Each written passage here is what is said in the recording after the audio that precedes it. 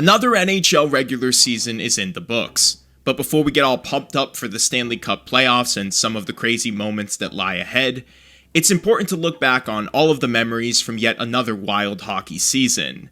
New breakout players, all-time records being broken, playoff droughts being snapped, and as always, some players who have fallen short of expectations. Hockey and professional sports come with a mountain of pressure, and commonly situations can change from season to season. One moment a player could be on top of the world, and the next they're being run out of town by their fans. But whether these players have fallen short of expectations or simply are a product of their team's poor play, today, let's go through some of the most disappointing players from the NHL season, explaining why they had a down year in production, their current status in the league, and what the future holds moving forward.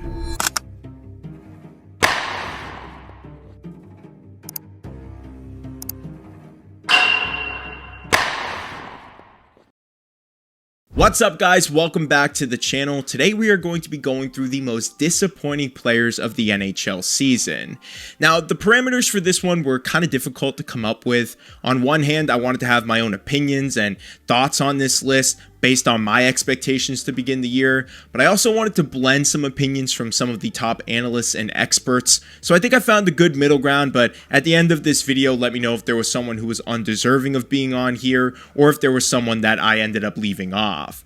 But to begin this list, I actually want to start with an obvious one, and I think that most of us will agree Jeremy Swayman is one of the more disappointing players of the NHL season. Now, coming off an incredible playoff run with the Boston Bruins last year in 2 rounds, Swayman averaged a .933 save percentage and a 2.15 goals against average. Those are like 2011 Tim Thomas-esque numbers, so that was pretty insane. And honestly, in the offseason, it earned him that new contract despite all of the drama, which we'll get into in a sec. But unfortunately for the Boston Bruins and for Swayman, the expectations we all had for him becoming a top 10 goalie in this league kind of fell off, and he, in a nice way, just completely underperformed. Swayman and the Bruins contract negotiations were arguably the biggest headline of the offseason. And without rehashing all of the points, if you guys need a refresher on this, I will have a video link for you at the top of the screen. Now, eventually, Swayman signed an 8-year, $66 million contract extension, causing him to miss both the training camp and preseason due to the time of signing. Now, before I get into his numbers, I have to stress that this entire Bruins season has been just awful. Injuries, head coach firing, trading your longtime captain, you name it, and it's been a storyline for the Boston Bruins. Now, the reason I say this is to try and emphasize that these numbers are not solely the fault of Swayman, hopefully easing some of the concern for any Boston fan that's worried about their team's goaltending for the next 8 years. Through 57 games, Swayman has averaged an .894 save percentage and a 3.08 goals against average, making what was once a strength for Boston one of their biggest weaknesses. While I do believe that a lot of the issues with Swayman's numbers are related to the injuries to this team's defense and the lack of preparation that he had before the season, I have to say, there's just no denying that this was a disappointing year for the 26-year-old, and I imagine that he's looking to come back stronger next year, hopefully putting all of this behind him. Future-wise, Jeremy Swayman has earned his new contract and he will be the starter for the Bruins for the foreseeable future. The big question is here, will he look back on this and use it as motivation, or will he let it define him for the future? I guess we'll just have to wait and see. This next one, let's do a little bit of a fun exercise. I want you to search up the Rangers roster. Go out, pick one name from that list, and just present it in the comments. I guarantee you, whoever you picked had a down year in production. But if you actually go through all of those names within that roster, there's one guy who dropped off significantly, and that was Kreider. The fall off of Kreider is not a regression. Players simply don't fall off that quickly. It just doesn't happen like that. And we all know that the Rangers have had a ton of problems this year, and I've rehashed their drama more times than I can remember, so I'm not going to do that today. So focusing on Kreider, he has 21 goals and 5 assists, and one of those is a primary assist, which feels very shocking.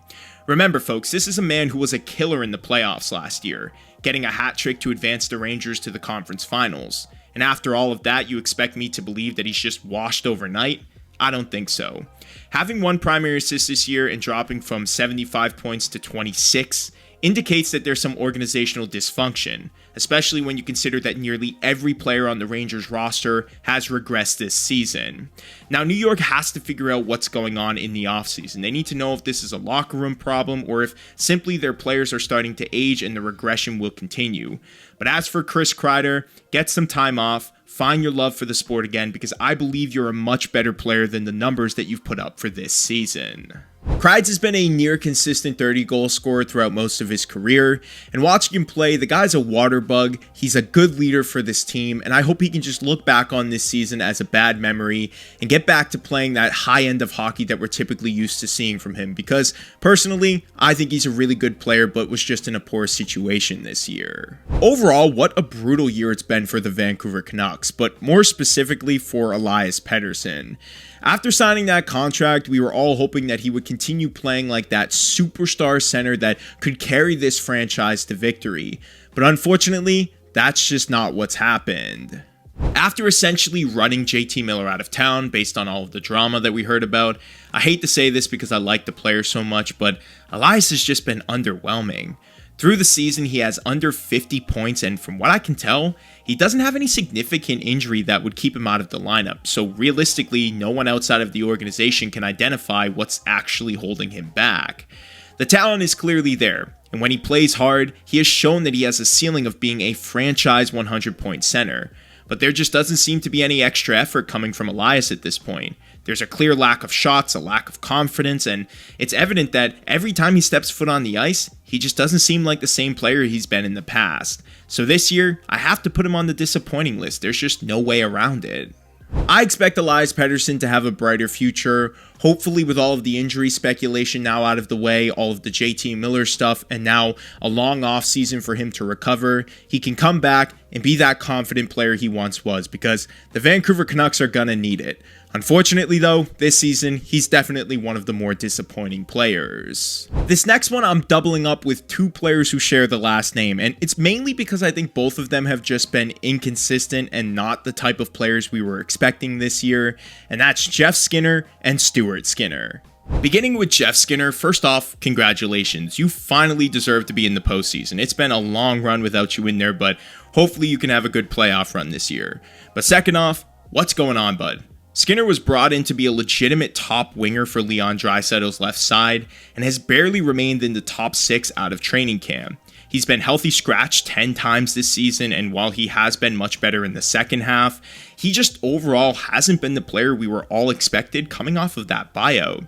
Maybe Buffalo finally got something right, who knows, but then again, they did miss the playoffs this year, so maybe not. The other guy, Stuart Skinner, has been so inconsistent this year. At this point, I think the thing I'm rooting for every season the most is a reliable starter for Edmonton. Can we please get that for McDavid at this point? Skinner has just not been that guy. An .894 save percentage, a 2.91 goals against average, and before you comment, he was great in the playoffs last year, Jimmy. It doesn't matter what happens in the regular season.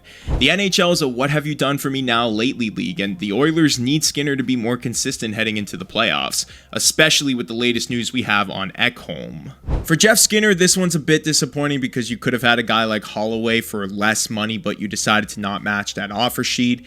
And with Jeff Skinner playing better in the second half, it's definitely a good sign for a banged up Oilers team.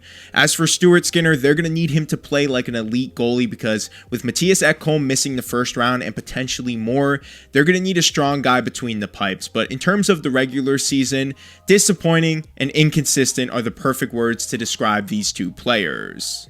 This season for the Nashville Predators has been a dumpster fire, but never in my wildest dreams could I have predicted that Roman Josi, of all people, would have such a down year in production. And weirdly enough, it doesn't seem like people really bring this up a lot when they discuss the Predators, because they always want to focus on Stamkos and Marchessault, but if I'm being nice, Roman Josi has been bad this year. Let me preface this by saying I think Roman Josi's a beast and actually one of the best all-around defenders in the game. But this year, he's just been pretty bad.